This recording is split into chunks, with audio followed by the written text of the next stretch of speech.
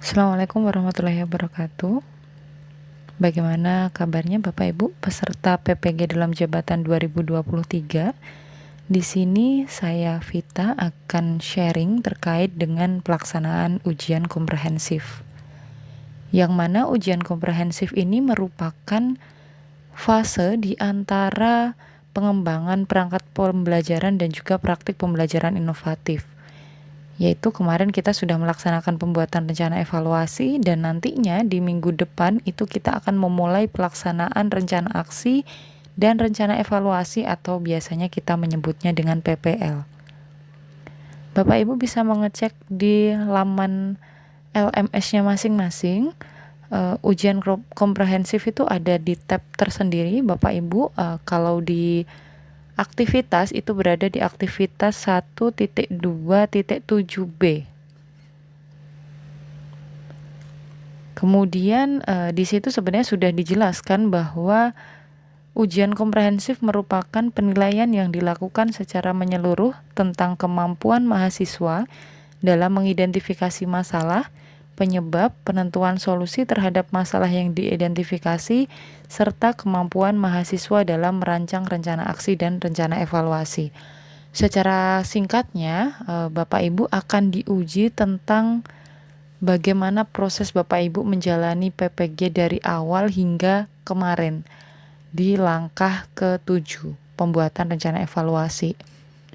Dan ujian komprehensif ini dilakukan melalui pemaparan desain pembelajaran inovatif yang dihasilkan dari mata kuliah pengembangan perangkat pembelajaran dalam bentuk seminar yang dinilai oleh 2 dosen. Jadi nanti ada sesi Bapak Ibu mempresentasikan dan juga ada sesi tanya jawab. Yang perlu Bapak Ibu ketahui dan menjadi catatan adalah ujian komprehensif ini merupakan syarat mengikuti PPL. Jadi Bapak Ibu dipastikan harus lulus di ujian komprehensif ini, baru nantinya dapat melanjutkan ke langkah selanjutnya yaitu PPL. Apabila tidak lulus dalam ujian komprehensif ini, nanti akan diadakan remedi Bapak Ibu.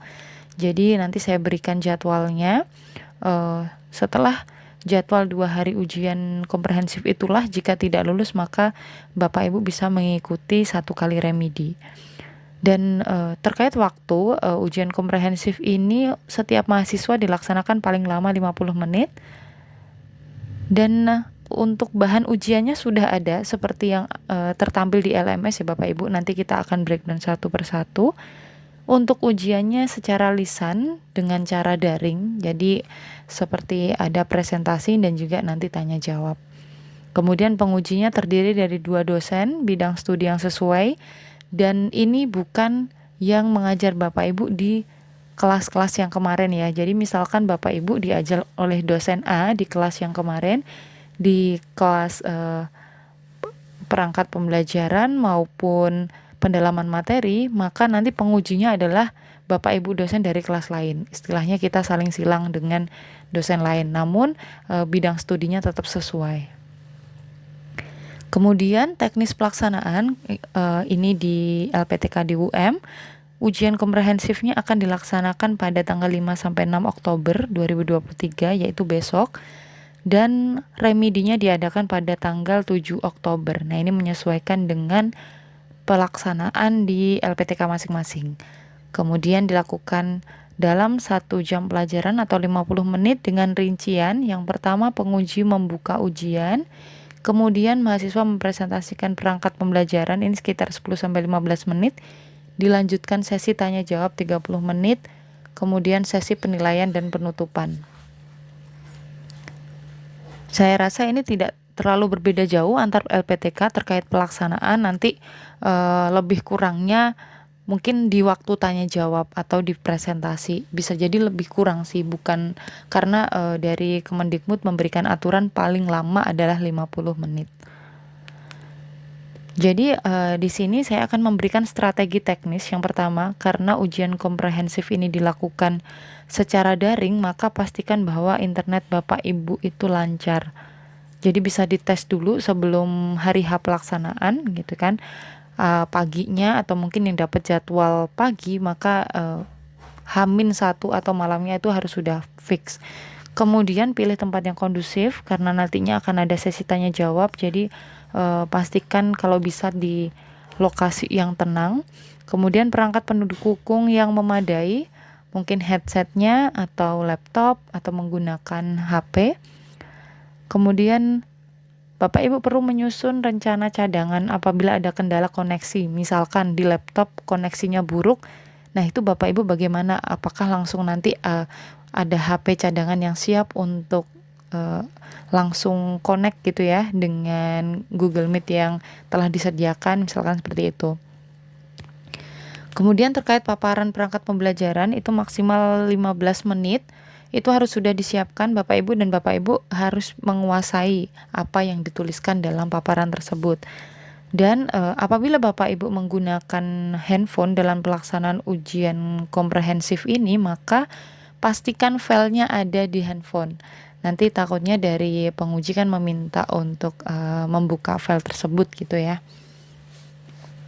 Kemudian jangan lupa untuk latihan atau simulasikan teknis dari ujian komprehensif tersebut yang minimal untuk presentasi atau mencoba untuk tanya jawab dengan diri sendiri atau dengan rekan PPG-nya atau guru di sekolahnya, misalkan seperti itu. Jadi kalaupun sudah latihan kan nanti ada kendala-kendala teknis atau apapun itu sudah bisa diminimalisir ketika hari H. Nah, itu tadi terkait strategi teknisnya. Kemudian terkait dengan kisi-kisi materi ujian yang ada di LMS gitu ya, kita akan coba breakdown satu persatu.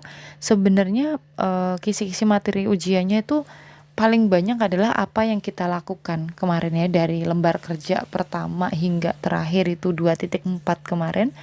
Nah, itu semua yang diujikan Bapak Ibu. Jadi saya rasa jika Bapak Ibu memahami apa yang Bapak Ibu tuliskan di LK tersebut, maka ujian ini akan aman. Pasti akan melebihi standar minimal di nilai 70 tersebut. Saya yakin itu karena pertanyaannya tidak akan jauh-jauh dari apa yang Bapak Ibu kerjakan. Tentunya nantinya ada beberapa pemahaman yang perlu Bapak Ibu tekankan, atau mungkin kalau perlu latihan perlu dilatih lagi tanya jawabnya seperti itu. Yang pertama terkait identifikasi masalah. Biasanya di sini nanti Bapak Ibu akan ditanyakan terkait dengan gimana langkah-langkah mengidentifikasi masalahnya dan siapa saja yang terlibat gitu. Bisa jadi juga nanti Bapak Ibu penguji langsung menanyakan terkait konteks yang Bapak Ibu tuliskan di LK 1.1 ya, untuk identifikasi masalah. Kemudian ada eksplorasi penyebab masalah, nanti juga akan ditanyakan gimana metode atau pendekatan yang Bapak Ibu gunakan untuk mengeksplorasi penyebab masalahnya gitu. Ini terkait LK 1.2.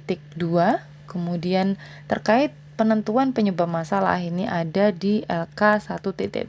Di sini selain langkah-langkah mengidentifikasi penyebab masalahnya, Bapak Ibu juga mungkin akan ditanyai mengenai gimana menentukan penyebab masalah tersebut gitu kan, karena di sini kan fasenya menentukan penyebab masalah ya, jadi secara spesifik pasti akan ditanyakan ke situ.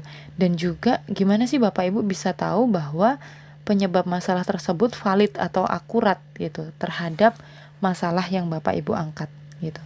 Kemudian beranjak dari permasalahan, kita kemarin mencoba mengeksplorasi alternatif solusi gitu ya. Nah, di situ sama nanti akan ditanyai bagaimana cara mengeksplorasi solusinya, kemudian siapa saja yang terlibat, seperti itu. Dan nanti pertanyaan terkait konteks yang ada di situ. Nah, di penentuan solusi, Bapak Ibu akan ditanyai mengenai apa kriteria solusi yang menurut Bapak Ibu itu tepat untuk mengatasi masalah dan relevan ya tentunya gitu. Dan nanti kan pasti Bapak Ibu punya akan kriteria-kriteria tertentu, dan bagaimana Bapak Ibu bisa yakin bahwa solusi tersebut bisa mengatasi masalah yang diangkat di bab selanjutnya. Ini terkait dengan LK 2.4. Jadi kalau yang penentuan solusinya itu adalah, mohon maaf, di LK 2.1 untuk penentuan solusi, dan untuk eksplorasi solusinya, alternatif solusi itu ada di LK 2.1. penentuan solusinya di 2.2, kemudian nanti lanjut ke 2.3 dan 2.4 itu terkait rencana aksi dan rencana evaluasi. Nah, ini biasanya paling banyak dibahas oleh Bapak Ibu penguji, yaitu terkait dengan bagaimana Bapak Ibu menyusun rencana aksi dan juga mengimplementasikan solusinya di dalam RPP atau modul ajar ya biasanya. Nah, kemudian selain itu Bapak Ibu akan ditanyai keyakinan tentang bagaimana rencana aksi tersebut bisa terrealisasi gitu. Dan apa saja elemen yang harus ada dalam rencana aksi. Selain elemen tersebut, Bapak Ibu juga mungkin akan ditanyai bagaimana sebenarnya membuat rencana evaluasi yang efektif. Setelah tadinya kan kita menyusun rencana aksinya, kita bagaimana menentukan evaluasi yang bisa mengakomodir gitu ya pelaksanaan rencana aksi tersebut gitu. Jadi ini sebenarnya normatif sih Bapak Ibu, ini kan tergantung Bapak Ibu sendiri ya jawabannya. Maksudnya tergantung bagaimana Bapak Ibu menyusun gitu rencana aksi dan evaluasi kemarin di LK 2.3 dan 2.4. Kemudian terkait dengan materi yang mendukung HOTS, ini pasti akan dikaitkan dengan yang Bapak Ibu tuliskan di rencana aksi Bapak Ibu. Dan juga pastinya Bapak Ibu akan ditanya apakah Bapak Ibu mengetahui apa itu HOTS gitu kan. Kemudian kriterianya apa saja, apakah Bapak Ibu sudah mengintegrasikan dari HOTS tersebut ke dalam pembelajaran yang Bapak Ibu rancang. Nah, nanti kalau lebih jauhnya dari Bapak Ibu penguji itu akan menanyakan sebenarnya contoh realistisnya seperti apa sih. Nah, nanti Bapak Ibu bisa membuka di LK 2.3 yang telah Bapak Ibu rancang kemarin ya, mungkin di LKPD-nya atau di soal-soal evaluasinya gitu. Kemudian poin kisi-kisi materi ujian di LMS selanjutnya adalah terkait literasi numerasi. Nah, nanti bisa jadi ditanya menurut Bapak Ibu apa sih literasi numerasi itu gitu, ataukah yang numerasi ini sama dengan matematika atau tidak gitu. Kemudian sama terkait HOTS bahwa nanti akan ditanyakan integrasi literasi numerasinya kira-kira seperti apa di pembelajaran Bapak Ibu, dan aktivitasnya seperti apa sih di pengembangan literasi numerasi tersebut itu. Dan poin terakhir ini terkait pengintegrasian TIPAK ya, atau teknologi informasi dan komunikasi, materi bidang studi, dan pedagogi ya, atau biasanya orang nyebutnya TIPAK gitu lah, ke dalam desain pembelajaran inovatif yang Bapak Ibu rancang.